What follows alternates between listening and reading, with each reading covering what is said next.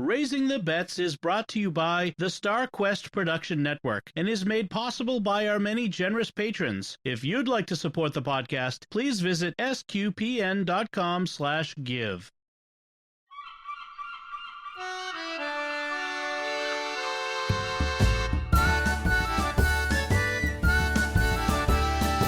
You're listening to Raising the Bets, a family podcast of pirates and penguins.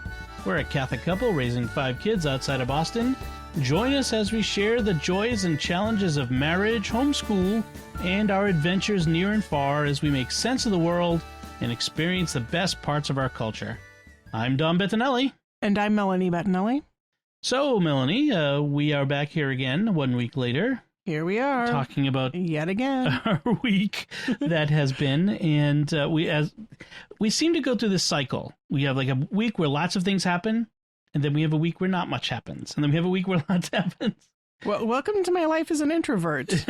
Doing things is tiring. I need time to recover. Recovering from doing things. Exactly. That's pretty much. I was thinking, like, I feel pity for the extroverts.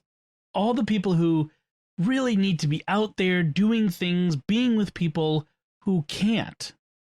It must be really hard. It's going to be really hard. I mean, I'm not saying that in a patronizing way. Like, it must be really hard because as an introvert, I really am not feeling a lot of pain right now. I mean, there are things I miss. There are things I'm sad about. Right. But just being at home is not painful. But I remember when I was in grad school, I had a very, very extroverted roommate. And if she had to be home like 3 days in a row that like she hadn't left the house, she would be going insane. And I don't know what she's doing right now, sweet Megan, but hopefully not going too crazy in Minneapolis. No kidding. I was reading an article in the paper about how like teens who are used, like a lot of these teens who are used to having like multiple sports and a job and a social life and other extracurriculars, who all of that is gone now, and they're kind of don't know what to do with themselves, and they're staying up late watching Netflix and sleeping till noon, and parents are like, some of them are trying to keep them on a schedule and keep them regimented, and others are like, what are we going to do? Like, and for the first time in their lives, perhaps, they're totally free of all that. And it'll be curious to see when this all ends, if, someday, some will embrace this new way of living and others will run back to the old way. And it's going to be interesting to see. I mean, that sort of covers all kinds of things. People who want to keep working from home, people who will desperately run back to working in an office. It's really kind of interesting. It's a grand social experiment. Well, hopefully some social scientists are preparing all kinds of studies to look at everything. There will be entire careers made out of studying the coronavirus and the social librarians aspects of it. Yes. in all the studies written. Dissertations and PhDs and all that will be built on this. Yes, this is the sort of thing that scientists live for. So anyway, let's talk about what we did this week, though. We did have some things. So last week we talked about putting our new garden bed in. So that was all done. And this week you're thinking, oh, what did they plant? And we have not yet planted anything. Well, see, again, this is New England. We had snow this week. We had snow. Of course, a lot of the country had snow this week. Right. And that's unusual. Like getting snow in May. This was the first time we had snow in May. And I'm glad people actually did the research, because all I remembered is in my memory, in my lifetime, I do remember it's snowing in the Boston area in May, but I couldn't remember when that was. Well, it was 1977. 1977. Right. So not any time since I've lived in Boston. Which must have been about 3 weeks before Star Wars premiered, right? Because that was May 25th, 1977. There you go. And it was like May 7th, I think it was. Anyway, May the 4th. Maybe that's what it was. The miracle snow fell upon the world, like the miracle snows in August in Rome for Our Lady of the Snows, which told them where to build our Mary Major, right? Right. Yes. Anyway, whole nother tangent. You kind of Totally. Lost me on that Hey, one. look, the point. It's over there. So back to welcome to ADD theater. We had flurries this week. It wasn't snow that stuck. But the main point is we can't really put things out till May 15th anyway. That's really the standard. Or you have to kind of keep an eye out and look at the weather around May 15th. When any year, not just this year, it doesn't snow every year, but you get cold, you get overnight frost sometimes, even into May. And so we're still not quite there yet. We actually, it's looking this week, it's looking good. Right. I mean, we're looking very spring-like. Our crabapple tree is in bloom, and we've got little tulips here. Most of our tulips did not make it this year, but we've got a couple. Yeah. I've noticed some buds on the roses. Green leaves on the trees. That's my favorite thing. It's just having the leaves on the trees. The trees without leaves is so sad to me. Right. I like the leaves on the trees. Yeah. The shushing noise they make when the wind blows. Oh, it's so nice. Yeah, our red maples are getting little bits of green on the ends of the tips, but they're still mostly covered in the red seeds. The red buds. Yeah. They're the seeds now. Thank you. Yeah. Botany lesson. Yes. But the garden bed, we needed soil for it. So I ordered from the local landscaping company, and they brought 1.5 cubic yards of loam, the loose dirt, and then a couple bags of compost, which we will supplement with the compost that we've been making in our little compost bins for the last 5 years. 3 years? 4 years? I have no idea. It's been a long time we've been making that compost in those bins, and we just haven't had anything to put them in. So, and then the guy recommended, and you know what, he sold me, all right?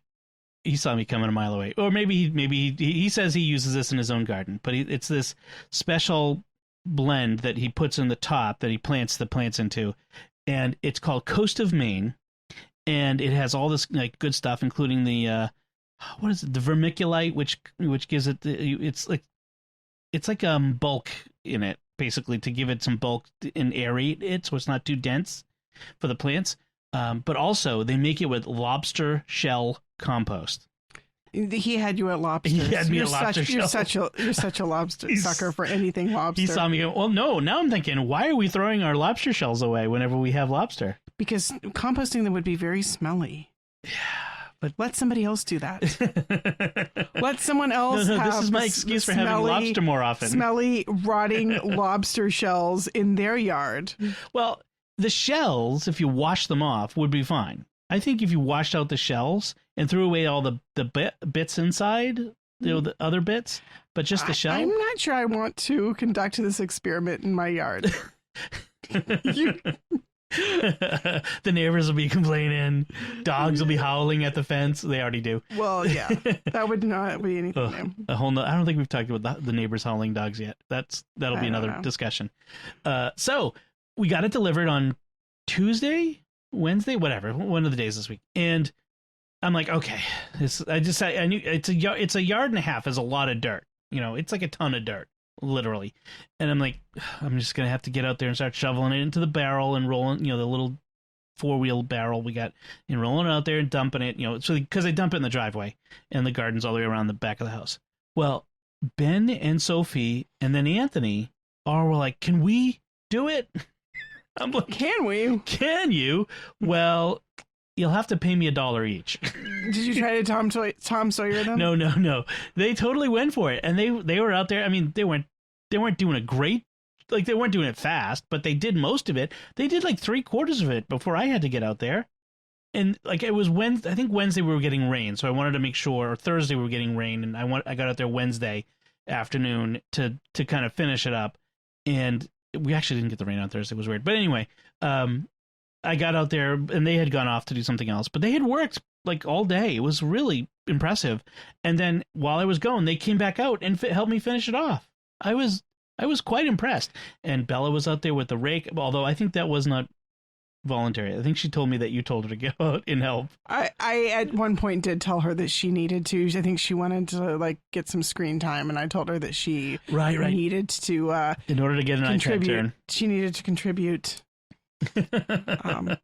Yes, but she did a good job, and she was happy to help. And I mean, it wasn't purely mercenary or grudging. It was pleasant. And so Yep, she got out there and rake, and so we got it all in. That's the big thing. So it's all in there, ready to go, perfectly sitting there, waiting for us to find the seeds that are somewhere in the. I found some of the seeds. Oh, good.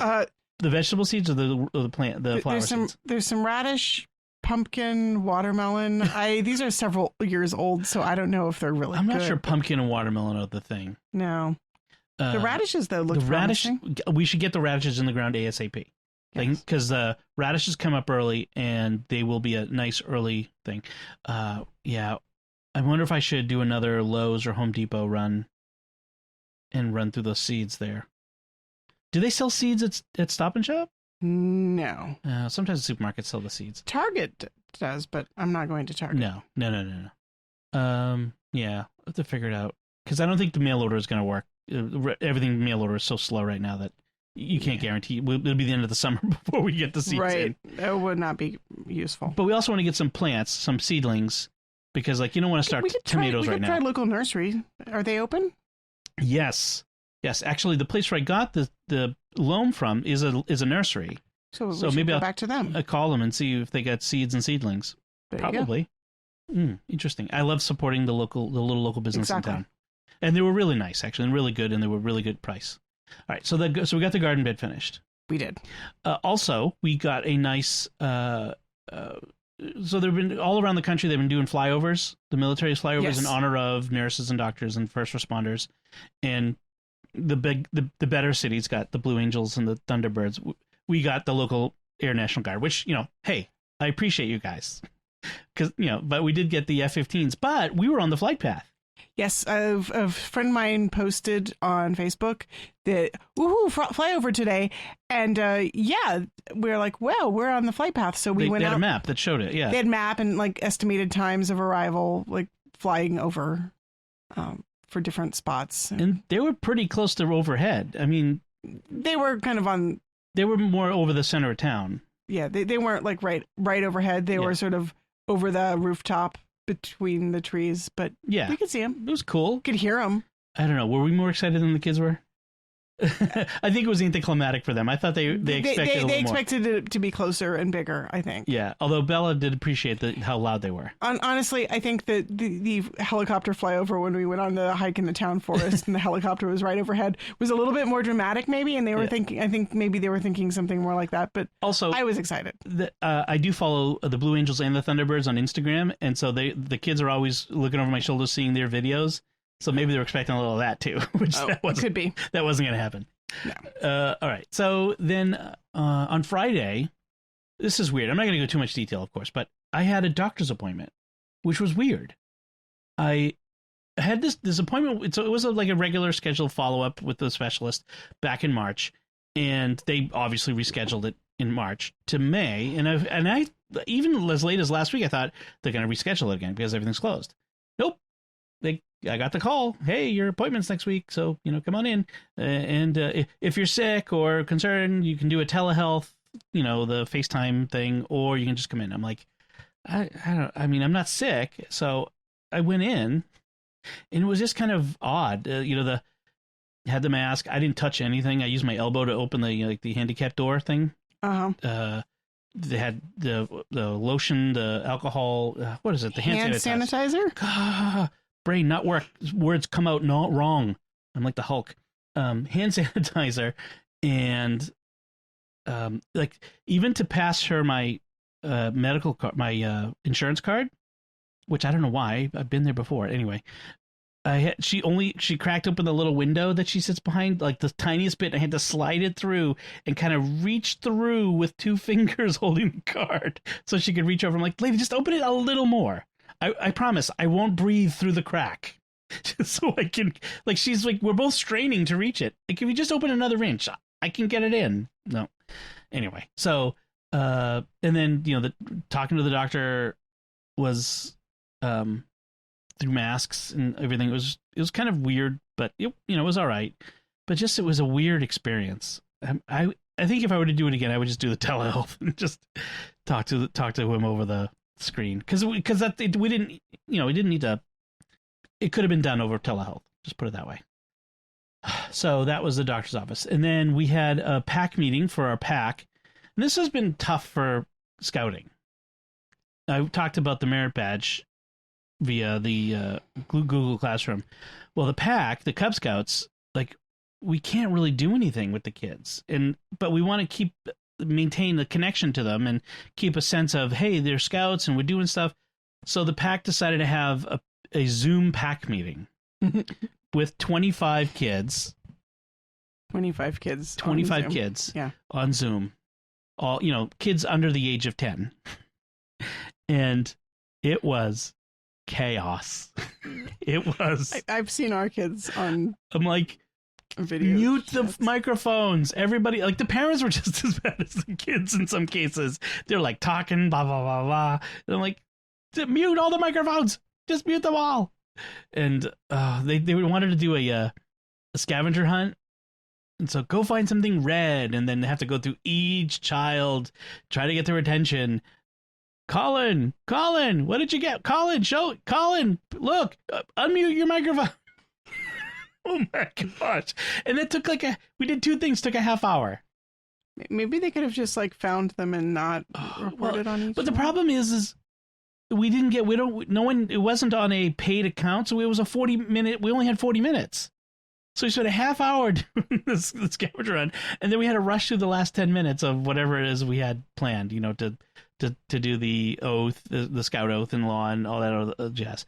Like, next time, let's just get to business if we're going to do it, or use a different thing that doesn't have a time limit, like Google Meet or something. Right. So I'm not sure which one went better or worse, that or my board meeting for Mass Citizens for Life with all the people, many of the people over the age of 60 or 70 who there are plenty of people over the age of 60 and 70 who know how to use these tools appropriately and well.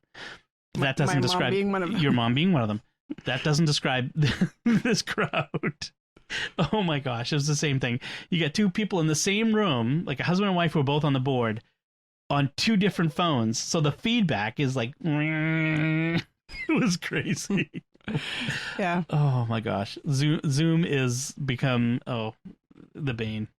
Anyway, so that was the week. I mean, I didn't have much from your week. Was just basically school, shopping.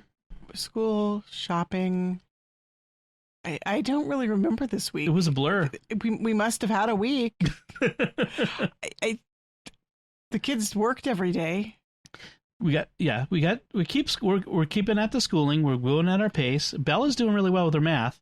She's like 50% of way through 8th grade math, which is good considering she only got to 8th grade math in January, maybe February.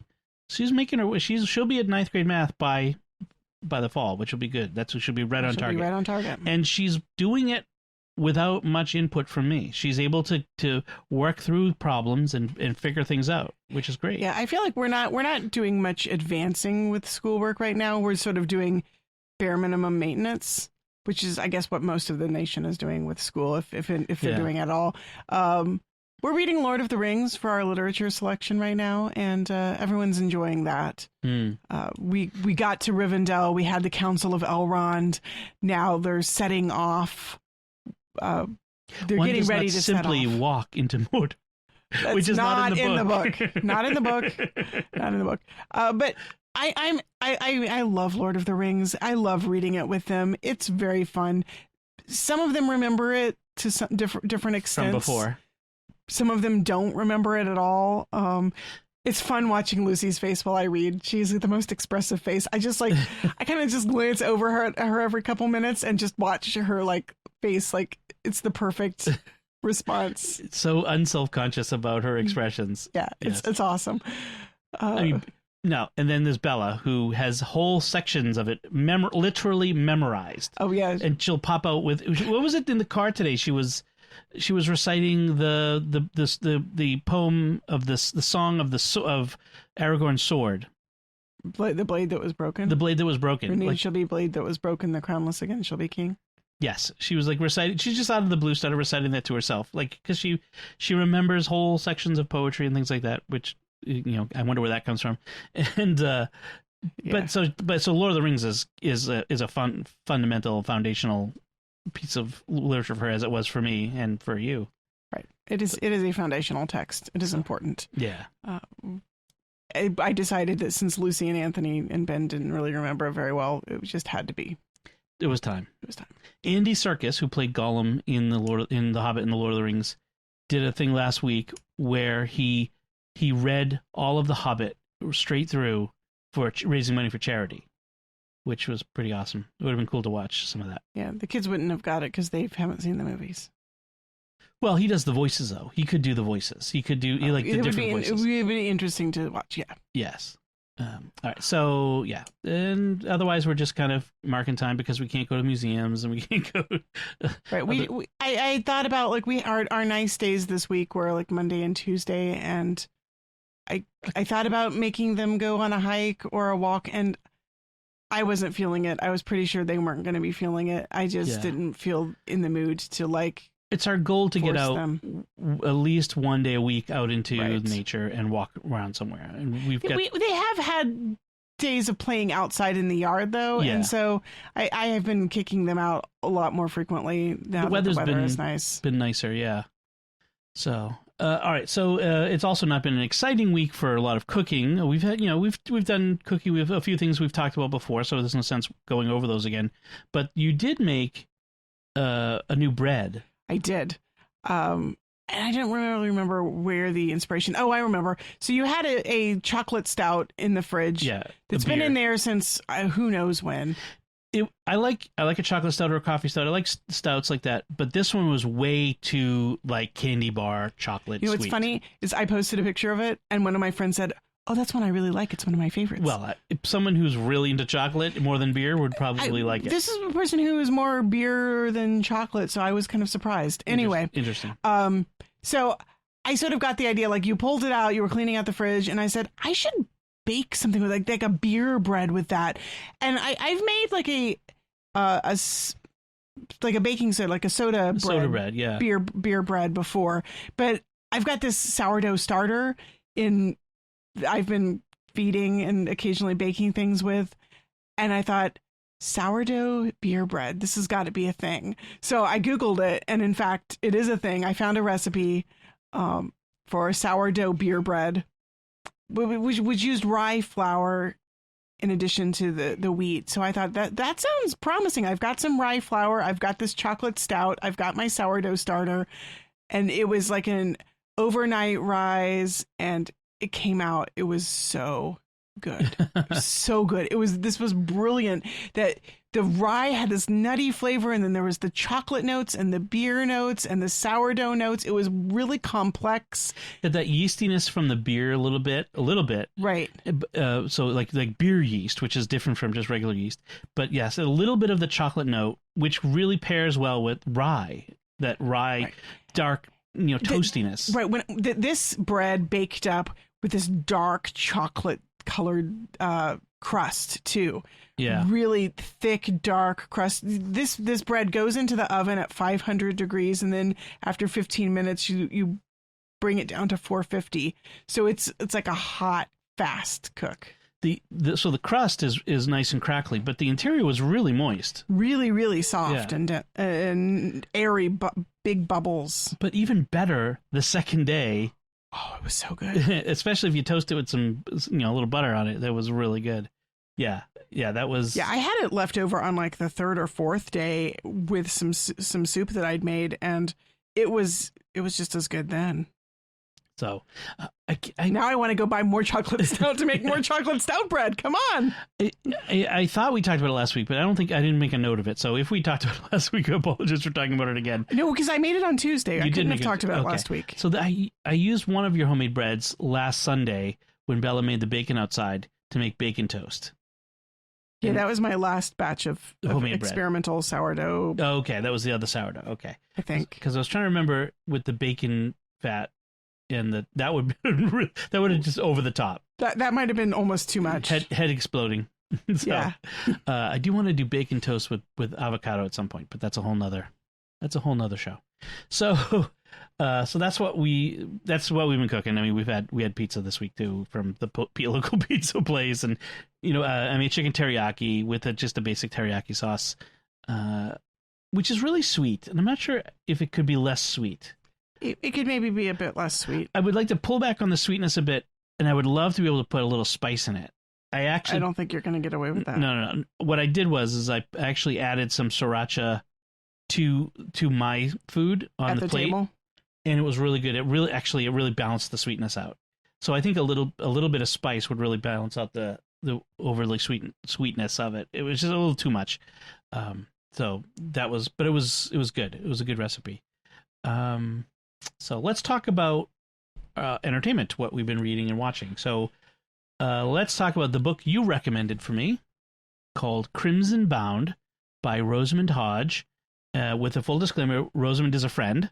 She's the sister of our friend Brendan, and his wife is Kat, and friends. We actually stayed with them, and right. And my sister actually also was at college with Rosamund at University of Dallas. Yes. So there are connections. There are connections. Right. I would like these books. I would like her books, even if I didn't know her, though. So the premise is, they're fantasy novels, magic and swords and things, which is a genre I like very much. And the premise, it's sort of a couple of her books are reworkings of fairy tales. Is that fair to say? Right. I didn't quite cotton to which fairy tale this was until I read the afterword in this one. Whereas I actually read an interview with her before the book was released, so I already kind of had it in my mind what it was going to be about. And this was not her first novel, right? No, her first novel was Cruel Beauty. Cruel Beauty, okay, which was a Beauty and the Beast reworking. Beauty and the Beast, Cupid and Psyche, yeah. And this one was basically sort of a retelling or reworking of Little Red Riding Hood. Right. Which, I mean, in retrospect, I get it. I get who the wolf was. I get that she's the girl on her way to Granny's through the woods. I saw that. So yes. So the setting is a fantasy world, which is very much like 18th century France. Right. The Palace of is very similar to sort of Palace of Versailles, even though it's not really Versailles. It's not Versailles, it's not France, it's not Paris, but it's all very much like it. It's very French. Yes. The names are French and all this stuff. There is religion, there is a bishop, but it's the savior in the religion is not Jesus, he's not the savior, it's I don't know, he didn't die by crucifixion, he died by dismemberment or something. And there was it's not really important, but there is a analog to Catholicism in it, which was interesting.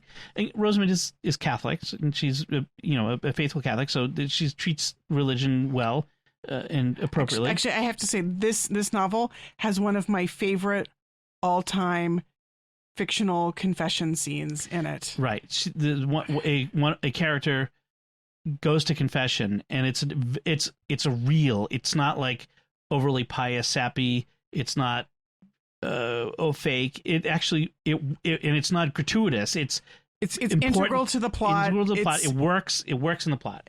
The only other novel that I've seen that has confession as well depicted is a novel by Michael O'Brien, Sophia House.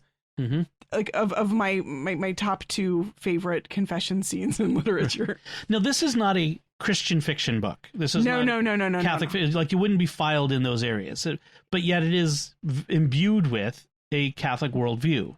Right. Yeah, that's what I like about her novels. They don't feel like they don't bang you over the head with religion. This is a Christian book. It's, in fact, her books are enjoyed by many people who are probably not fans of Christianity. Yeah, I expect that they would be very much enjoyed by people who are not Christian at all, and perhaps surprised by her faith when they encounter her online and see her. Yeah.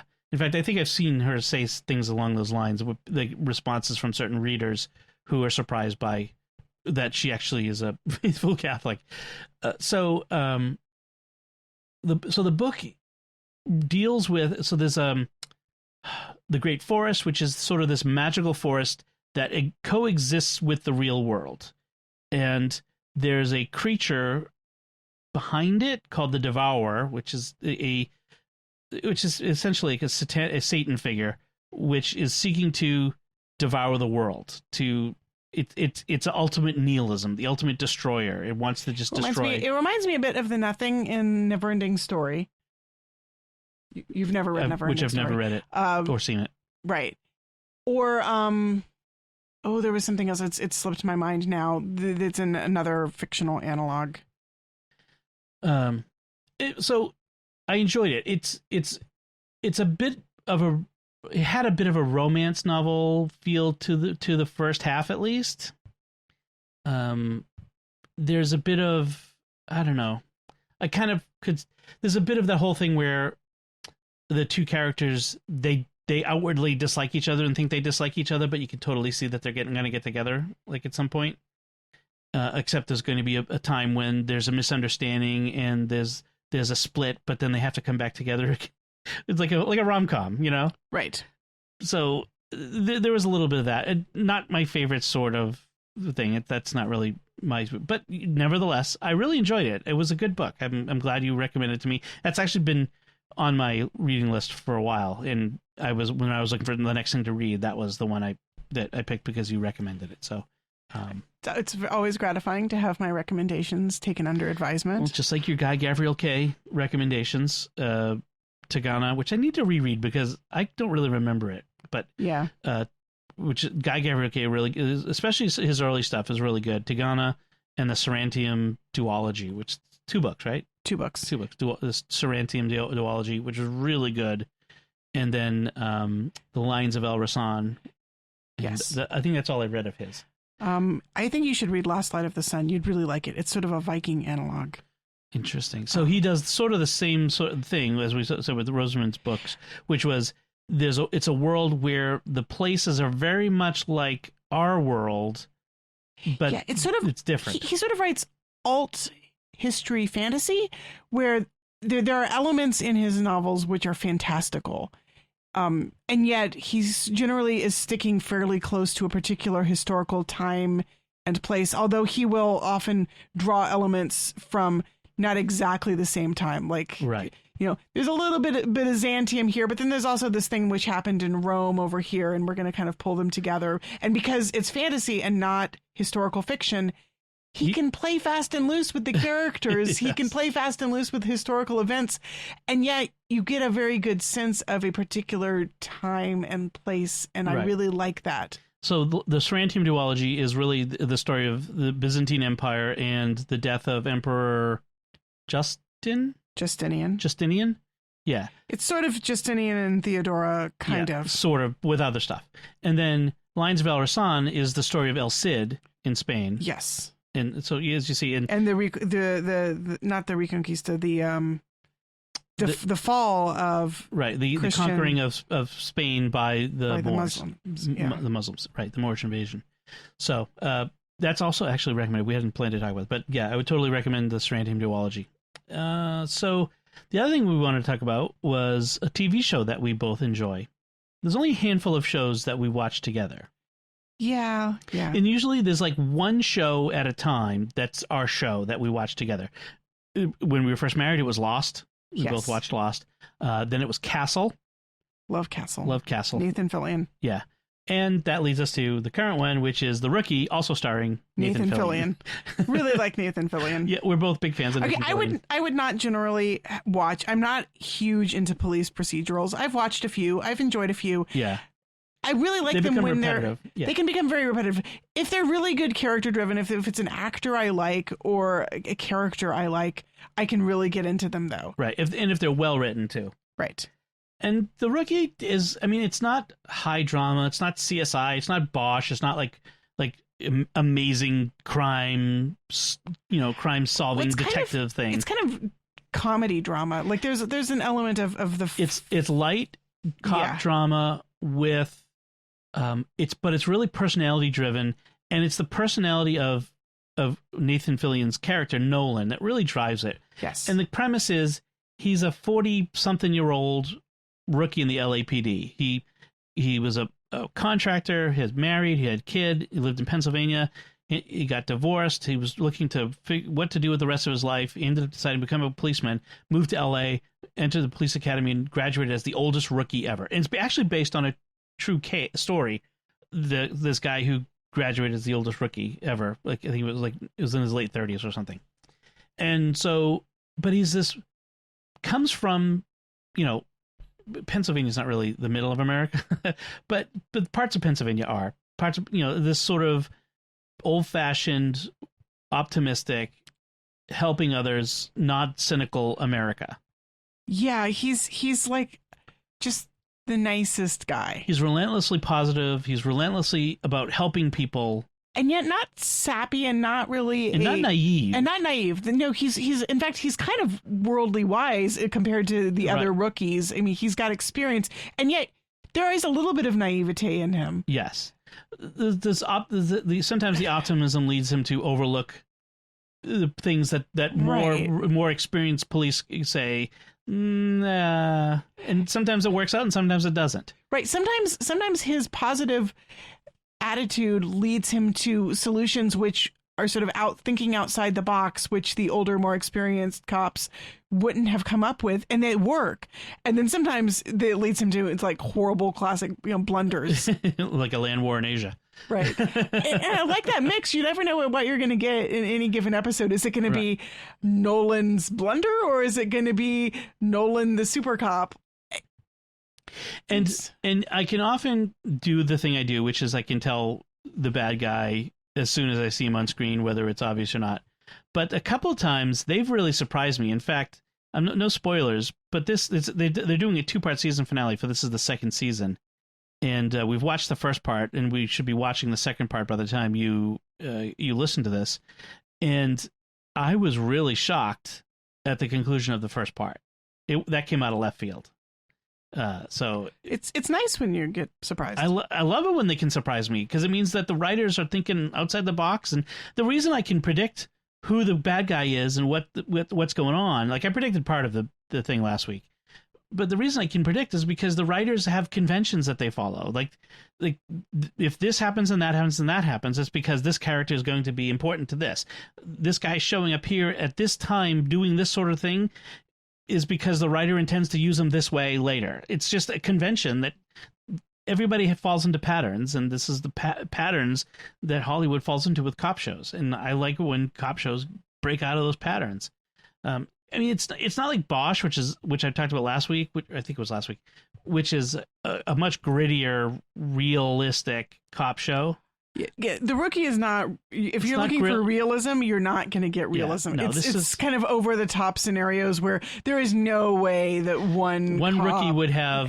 Oh, let's see. He was there when his precinct captain was killed by a bad guy with him while they were being held captive, and then he. Spoilers, sweetie.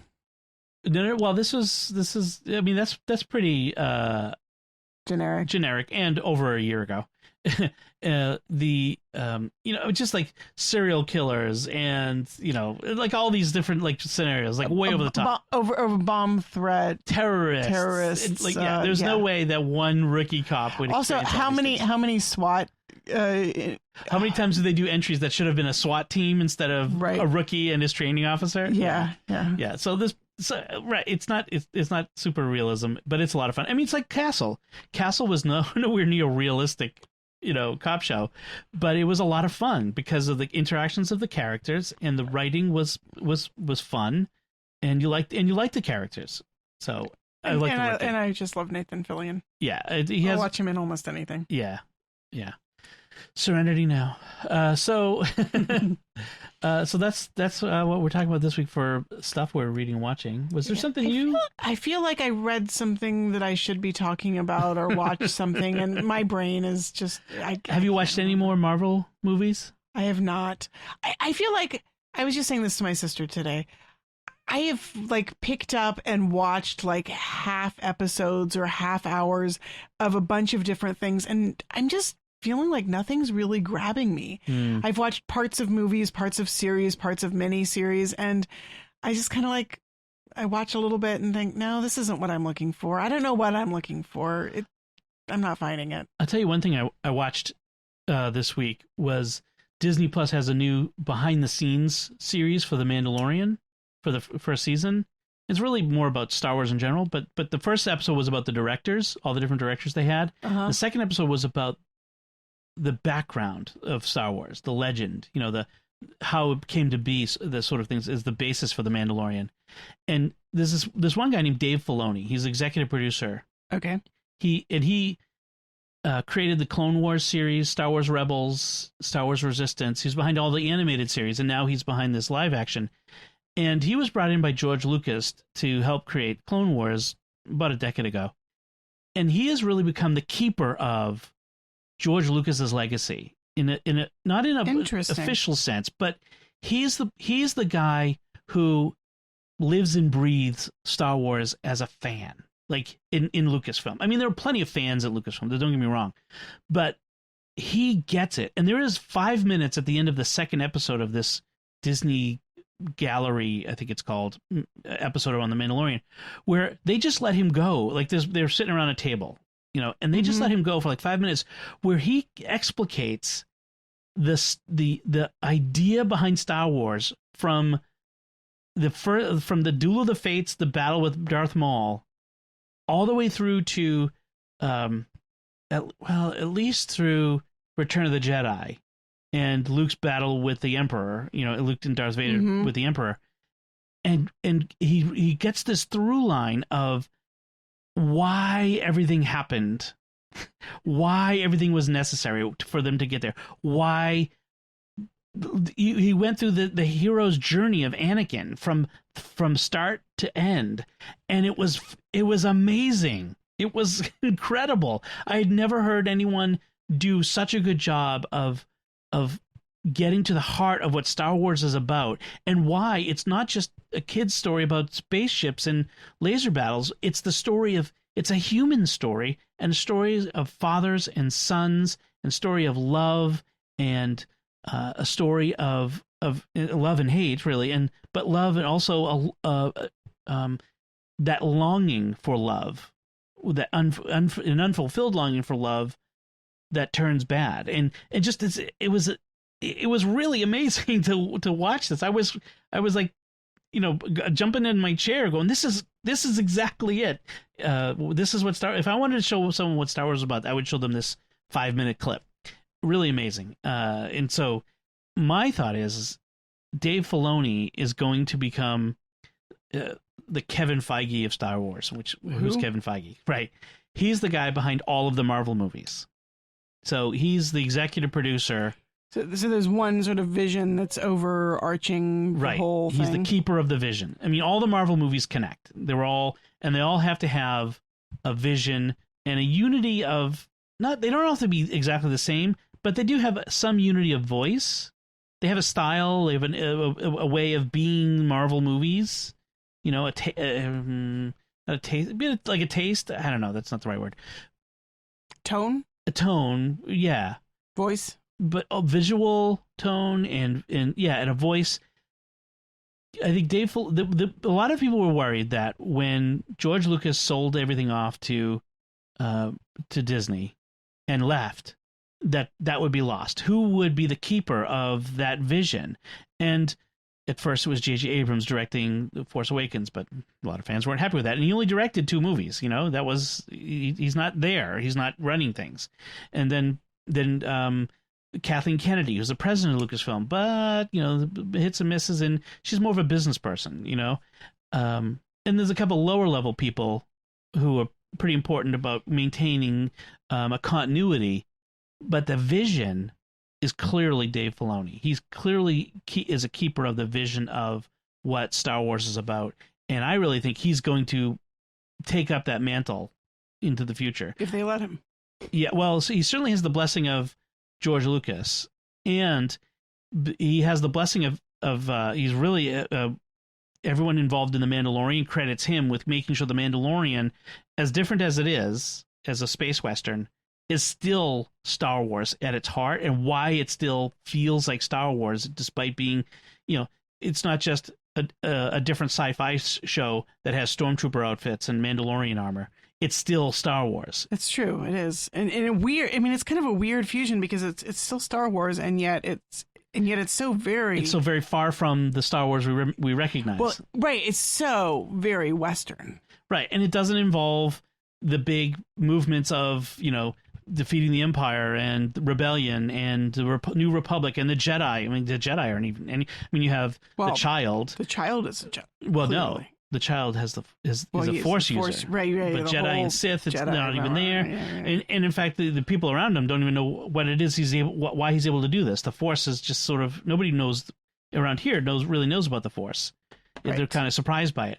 So you have this story that could be so foreign to Star Wars, but yet everyone credits Dave Filoni. Like the executive producer, the guy who really created is Jon Favreau. He's the big head of everything. But Dave Filoni is like co-executive producer, and he's the keeper of it. And as much of a moneymaker this is, Disney Plus would be an okay network, like an okay streaming service. Right. I'm not sure I would be all that interested. Yeah, exactly. But with this, the Mandalorian is like, Disney has 54 million subscribers. The most popular figure in Star Wars right now is Baby Yoda, the child. Like, bigger than Luke, bigger than Han Solo, like bigger than Rey or Finn or anybody.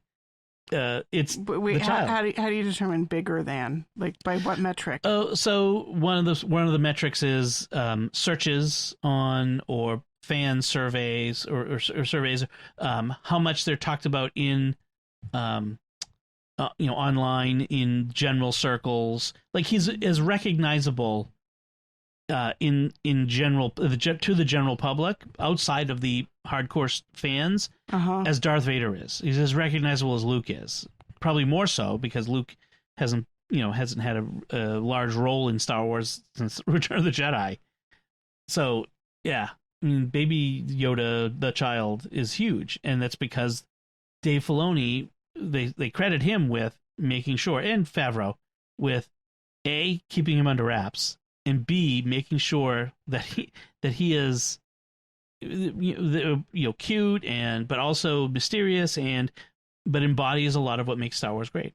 So anyway, there's my 5-minute pain. You're fanning. I am fanning, Dave Filoni, but and also over this series called The Gallery on Disney Plus. So if you get a chance, I'll have to check it out. Check out the first 2 episodes, but definitely the second episode especially.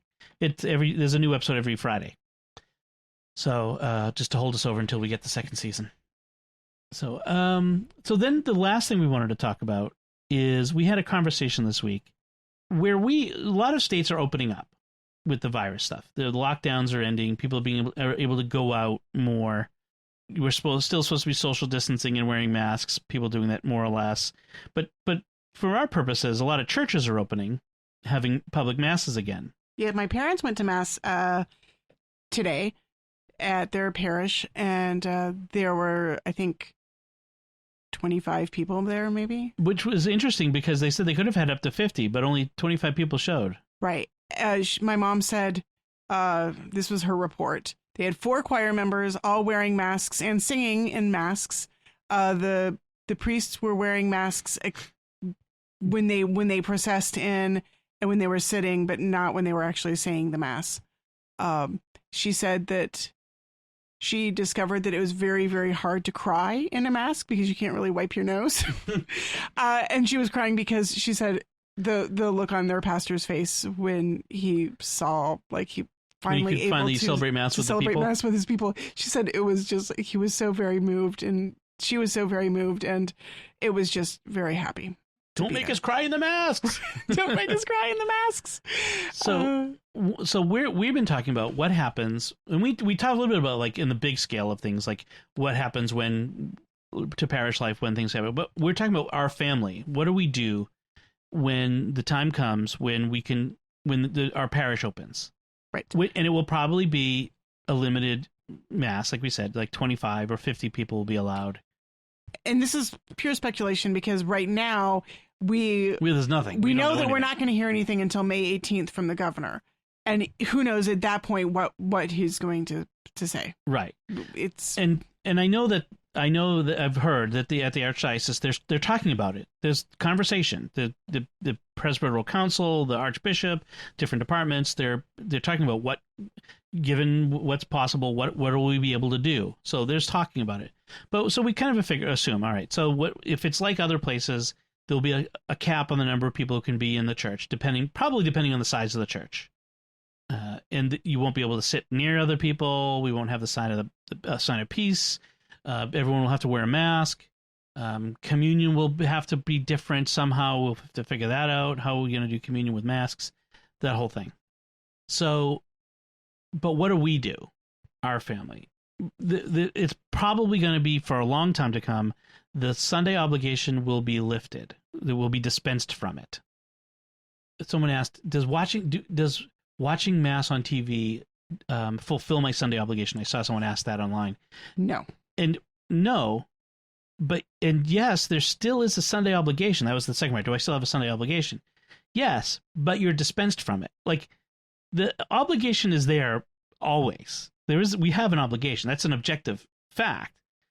Whether you individually, subjectively, are required to go through with it, that's a different question. Right. And there are ordinary... You can be dispensed from it. Right. There are ordinary ways in which we're dispensed from it. If you're sick, you're always dispensed from it. Right. If you're caring for a sick child, you're dispensed from it. Right. If you cannot safely get to church, you're dispensed from it. Like, for example, if there's a hurricane or a flood or a blizzard. Yes. Those have come up for us. We have missed Mass because of blizzards before. Yes.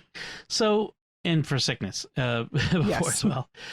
So we were talking about, what do we do when the time comes, when the opportunity arises for us to go to Mass under these conditions? Should we go? I mean, we have certain underlying conditions in our family. At least four members of our family have breathing conditions that if we were to get the virus would be dangerous, more dangerous than for someone who didn't have these conditions, right? Right. Yes. Yeah. So there's that. And then, I also have, as they say, comorbidities and that sort of thing, which getting the virus would be problematic. Now, we do go out. We go to the grocery store as necessary, and we go to other stores as necessary, but we don't take the whole family. And at church, you're in the pew. Are they going to deep clean between every Mass? They're supposed to. They say they're going to. Or do we trust the kids to not touch things with their hands and then touch their face and put their hand under the mask? And that's an open question. So there's a lot of these concerns, and we decided that I don't think we decided we don't have enough information to know for sure about anything right at this point. That's right. Right. But we're sort of leaning. But we're sort of talking about, like, under what conditions would we feel okay, we're ready to go back, regardless of whether the church is open and having Mass. At what point do we feel like we will be comfortable doing that? Right, because one of the things that's been talked about is even when the churches are open, under these limited conditions, people will still be dispensed from their obligations. I think I was trying to make that point earlier. Right. I don't think I made that explicitly. So, and we talk about this because we think other people will be having similar conversations, perhaps. And so this is, I hope, hopefully a helpful conversation to have, and maybe encourage others to do so as well. But so I feel like, for one, our situation is not necessarily the same as that of other people.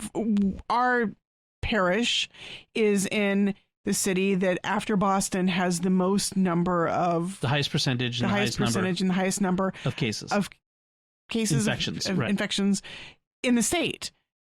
And our state is number 3 in the country. Right. Our county has more cases than most states. Right. So we're looking at the towns around us, the places where we're in the hot zone. Are in a hot zone. So our calculus is probably going to be very different from, say, my parents who live in a place that doesn't Austin have is much less. Texas. Yeah. Much different conditions. And so that's part of my calculation as I'm looking at things, is what are the particular conditions where we live in, our particular community. Right. And that, I think, plays a lot of part in my hesitation, because in general, I feel fairly safe, like going to the grocery store. Everybody is wearing a mask. Which is in a different community from where our parish is. Right. And there are reasons to think that people in our parish community might not be in the situation. Well, I'm trying to think of a good way to say this. That culturally, because they come from a number of different cultures, a lot of people, immigrants from other cultures. Well, culturally, people may not have the same reservations that we get on, so they may not be able to adhere to social distancing in the same way, because culturally they are very close people. They're very, well, they're used to being together. Yeah, and that's one of the things that watching our live stream mass from our parish, our pastor has been very emphatic about, reminding people these things are important. When the government asks people to keep their distance and not gather together in groups, this is something that we really need to take seriously and do as our, we have a Christian obligation to do these things. And I get the feeling that he's like really understanding that there's a strong pastoral need for this message. Right. So, yeah, I think that I really want to get more data and see more of like what the specifics are going to be, what the timeline is, everything like that before I can even make a decision. We are also talking about this in the context of like the summer camps for the kids. Right. Scouts, the BSA, their local council anyway, says that they're still planning to do summer camps. And I'm not sure I'm comfortable with that. I'm not sure that they'll actually be able to do it, but they're still planning for it. I mean, which is not. I mean, it's from their perspective, I think planning is not a bad thing. What will we do if we can't? And they've already announced, like, if they have to cancel or if they have to change the date of the camp and you can't make it for any reason at all, full refund. No one will be held to obligation, which is good because it's expensive. But how will they do this? Will kids have to be segregated? Will they have to take a coronavirus test before they go? Will they be temperature checked on a regular basis? Like, these are kids from all over the place being put together, right? Which seems like that you're risking a lot of potential vectors, right? And you don't have any control over that. Yeah, so I'm not sure how that would work. I really think that as much as I really would love the camp experience to be something that they experience, that this might not be the best year to dive into that. Yeah, I agree. Yet. Yeah, it's so many questions, and I don't want to live my life in fear. At the same time, I want to be cautious and prudent. Yeah, and I think that there's room for different people to make different decisions about what is prudent for their particular families and their situations, and different people might have different calculus. And one of the things where we're making these decisions like this is, people say, most of the people who are dying from the disease are very elderly, and your people are young.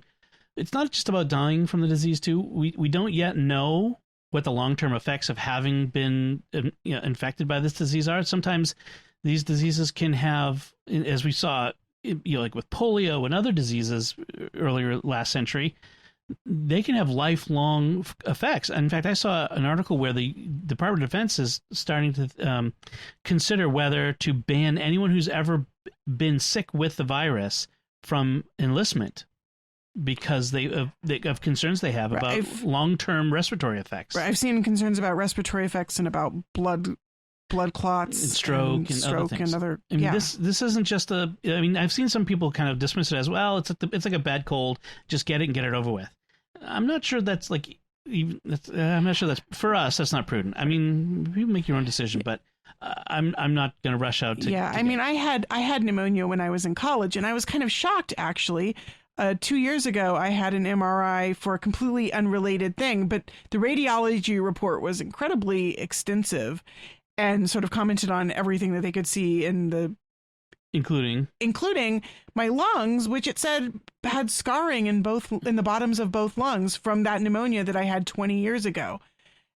These things, diseases can have long-term effects that you aren't even aware of, and that's one of the things that I have concerns about. Is like, as I get older, what kinds of damage can I afford to have? Like Anthony's Lyme disease, which he will have for his whole life. He will have effects from that. Right. He's going to have cardiology follow-ups his entire life to make sure that his heart is in good shape, because we know that the Lyme disease does attack the heart, and he might, in fact, have problems. Yes. And so this is why we're so cautious about it, and why we're probably, despite the fact that we are desperate to receive the Eucharist again. This is the longest either of us have ever gone in life without going to Mass and receiving the Eucharist. I mean, that just blows my mind. Like I've never gone this long in my entire life. And so we are, it's not like we're being flippant about it. We are desperate to receive Jesus again. But, you know, I also know that he has given us both prudence, the gift of prudence, and the obligation to care for our family and to do the prudent thing for them, and based on our situation. Again, this isn't about anyone else's situation, but this is based on ours. But maybe this will help people think about it for themselves, and, you know, come up. And we'd love to hear what your calculus is and what you are thinking for your family. Hopefully it helps you. Anyway, let's wrap it up there. Before we go, I want to take a moment, as we always do, this very important thing, actually, which is to thank our patrons who make it possible for us to create Raising the Bets, including Bennett G, Tara H, and I didn't write everything down, Francis B, Carla K, and Jason K. Their generous donations at sqpn.com/give make it possible for us to continue Raising the Bets and all the shows at StarQuest. You can join them by visiting sqpn.com/give. Sorry, I had to scroll there on the screen. So that's it from us. What did you think of our discussion? And if you have any feedback or commentary, you can let us know by going to sqpn.com/bets. That's BETTS. Or the SQPN Facebook page, facebook.com/StarQuestMedia, or send an email to bets@sqpn.com. And I'll put some links to the books that we talked about and the Rookie, so you can check them out on our show notes at sqpn.com. Remember to like Raising the Bets on our StarQuest Facebook page, or retweet us on Twitter at sqpn, and leave us comments on all the various social media. And when you engage with us, it helps other people to see the show and helps us to get new listeners, which we really appreciate. Until next time, I'm Dom Bettinelli. And I'm Melanie Bettinelli. Thank you for listening to Raising the Bets on StarQuest.